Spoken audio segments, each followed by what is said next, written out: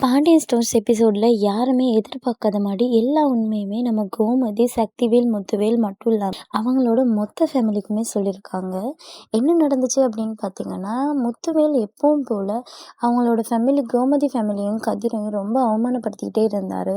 ஒரு கட்டத்துக்கு மேல பொறுத்துக்க முடியாத நம்ம கோமதி, "நான் தான் கல்யாணம் பண்ணி வச்சேன். என்னெல்லாம் நடந்துச்சு?" அப்படின்ற மாதிரி ஒவ்வொன்னா எல்லா உண்மையும் சொல்லிடுறாங்க. போதாக்குறைக்கு மீனாவையும் போட்டு குடுத்துடுறாங்க. என்னடா வில்லன்கள் இல்லாம கதை எப்படி ஓடும்னு பார்த்தா, இனிமே சேரவே முடியாது அப்படிங்கிற அளவுக்கு சாப்பாட்டு எல்லாமே விட்டு வீசிட்டு, அவங்க அம்மா உட்பட எல்லாத்தையும் கூட்டிக்கிட்டு சக்திவேல், முத்துவேல் ஃபேமிலி வெளியில போறாங்க.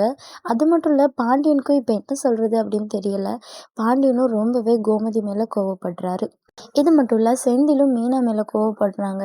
இதுக்கப்புறம் என்ன நடக்கும் அப்படிங்கிறது நமக்கே தெரியும். மறுபடியும் 2 வீட்டுக்கும் நடுவுல போரும், வாரும் நடக்கும். அவங்களோட அம்மா ராஜ் எப்படி வாழ்வா அப்படிங்கிற மாதிரி ஃபீல் பண்ணுவாங்க. இதுக்கப்புறம் என்ன, நம்ம ராஜ் பிரெக்னென்ட் ஆகணும் அல்லது நம்ம மீனா பிரெக்னென்ட் ஆகணும். அடுத்து நம்ம மயிலோட என்ட்ரி அப்படின்னு இந்த கதை தொடரும் அப்படின்னு எதிர்பார்க்கலாம். உங்களோட கருத்து என்னன்னு மறக்காம கமெண்ட்ல சொல்லுங்க.